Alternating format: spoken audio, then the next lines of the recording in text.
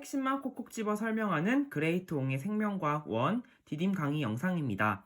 이번 시간에는 2차 방어작용에 대해서 공부해 볼 건데요. 이 주제에서는 용어들을 정확히 알고 방어작용의 흐름을 이해해야만 해결할 수 있는 어려운 문제들이 많이 등장합니다. 그럼 먼저 2차 방어작용에서 등장하는 핵심 용어 3가지를 살펴보도록 하겠습니다. 첫 번째는 항원입니다. 항원은 면역 반응을 일으키는 원인 물질입니다. 항원 안에는 감염성 질병을 일으키는 병원체가 포함되어 있고 질병을 일으키지는 않지만 면역 반응을 일으키는 꽃가루, 미세먼지 등과 같은 물질이 여기에 해당되겠죠. 두 번째로 항체입니다. 항체는 비림프구로부터 분화된 형질세포가 생성합니다. 여기서 분화란 세포 분열을 거쳐 새로운 기능을 가진 세포가 되는 것을 분화라고 합니다. 백혈구의 일종인 비림프구로부터 분화된 형질세포가 항체를 만든다. 여러분이 꼭 알아두시고요. 그리고 항체는 면역 단백질입니다. 즉 항체는 세포가 아니다 라는 점 꼭 알아두시고요.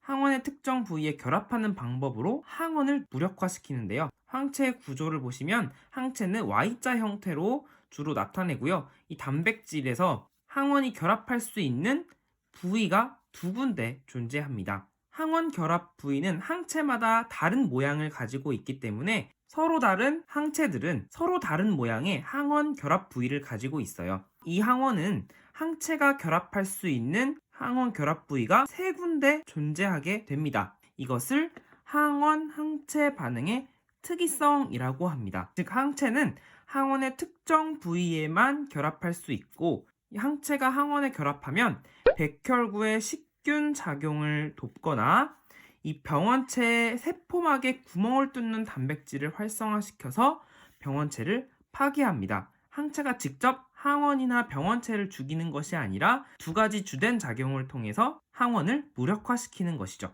어떤 사람의 혈액을 원심 분리하였더니 세포 성분의 혈구와 액체 성분의 혈장으로 분리되었습니다. 이것을 좀 방치하면 혈장의 어떤 성분이 혈구와 엉켜서 혈액이 응고되는데요. 그때 맑아진 혈장을 혈청이라고 합니다. 여기서 중요한 것은 이 면역 단백질인 항체는 혈장 또는 혈청에 들어있다라는 것을 꼭 기억해 두시기 바랍니다.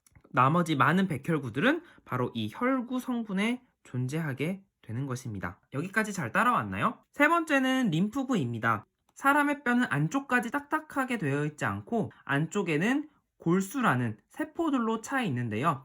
이 골수에서 백혈구, 적혈구, 혈소판 등이 만들어지게 됩니다. 그 만들어지는 백혈구 중에는 림프구가 있는데요. 골수세포에서 만들어진 림프구는 가슴샘으로 이동하여 성숙하는 T림프구와 골수에서 성숙하는 B림프구로 나누어집니다. 이후 T림프구는 2차 방어작용을 보조하는 역할인 보조 T림프구와 감염된 세포를 직접 공격하는 세포독성 T림프구로 분화하게 됩니다. 우리가 배운 3가지 중요한 내용들이 어떻게 2차 방어작용을 일으키는지 흐름을 따라가 보도록 하겠습니다. 2차 방어작용을 일으키기 위해서는 1차 방어작용에서 2차 방어작용으로 이어지는 과정이 필요한데 그 과정이 바로 백혈구의 항원 제시 및 보조 T림프구의 활성화 과정입니다. 이 대식세포의 식균 작용은 1차 방어작용이라고 할 수 있는데요. 대식세포는 식균 작용과 동시에 분해된 항원의 일부 조각을 세포 표면에 제시합니다. 이것을 항원 제시라고 해요. 이 제시한 항원을 누가 인식하냐? 보조 T림프구가 인식하게 됩니다. 이 과정을 통해 보조 T림프구가 활성화되는데 이 과정이 갖는 의미는 대식세포의 항원 제시를 통해 보조 T림프구에게 항원 정보를 제공한다는 중요한 의미가 있습니다. 이 항원 정보를 바탕으로 앞으로 세포독성 T림프구와 B림프구가 활약할 수 있게 만듭니다. 본격적으로 2차 방어작용에 대해서 자세히 알아보도록 하겠습니다. 2차 방어작용은 세포성 면역과 체액성 면역으로 구분할 수 있죠. 체액성 면역은 항원 항체 반응을 통해 방어작용을 하는데요. 세포성 면역부터 보면 항원 제시를 통해 항원을 인식하여 보조 T림프구가 활성화되었고 보조 T림프구는 세포 독성 T 림프구를 활성화시켜서 세포 독성 T 림프구가 항원에 감염된 세포를 직접 공격하여 제거하는 것이다. 이렇게 알아두시면 되겠고요.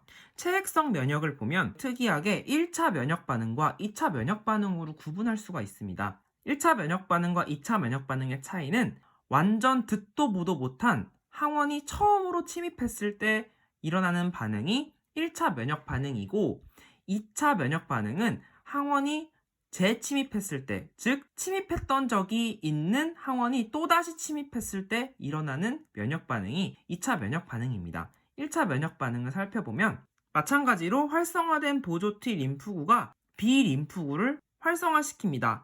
그러면 B 림프구는 형질세포와 기억세포로 분화됩니다. 그런데 형질세포는 아까도 말했듯이 항체를 생성하여 분비하죠. 그러면 이 항체가 혈액 속을 돌아다니면서 항원과 결합하여 항원을 무력화시키고 기억세포는 병원체에 대한 기억 능력을 가지게 됩니다. 이 기억세포의 존재가 바로 2차 면역 반응이 일어나는지 일어나지 않는지를 결정하게 됩니다. 1차 면역 반응의 과정을 보면 항원이 들어오면 보조 T 림프구가 활성화되고 B 림프구가 활성화돼서 분화돼서 형질세포와 기억세포로 나누고 형질세포는 항체를 또 만들어야 되잖아요. 시간이 상대적으로 오래 걸리겠죠. 하지만 기억세포는 항원을 바로 인식할 수 있게 되어 있습니다.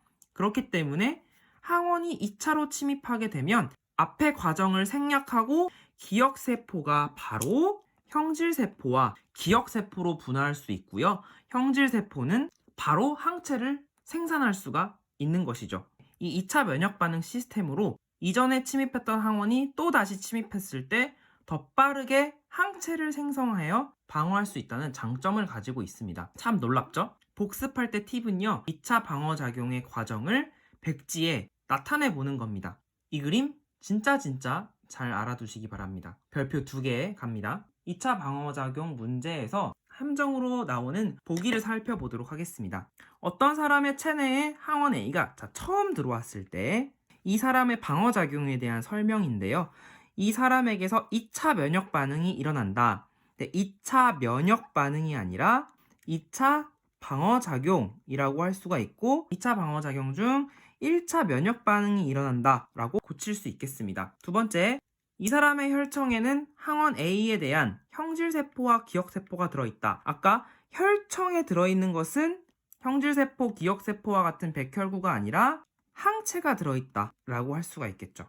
세 번째, 항원 A가 2차 침입하면 2차 면역 반응이 일어나겠죠. 그랬을 때 형질세포가 기억세포로 분화된다.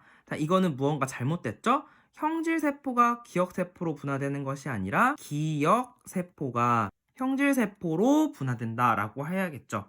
그래야 형질세포가 항체를 만들어서 방어할 수가 있겠죠. 이번 시간에는 2차 방어작용과 관련된 굉장히 많은 내용을 배웠어요. 다음 시간에 백신과 면역 관련 질환에 대해 공부할 건데 오늘 강의를 복습하셔야 다음 강의를 잘 이해할 수 있습니다. 꼭 복습 챙기시기 바랍니다. 구독과 알림 설정 그리고 복습까지 챙기세요. 지금까지 그레이트 홍쌤이었습니다. 홍빠!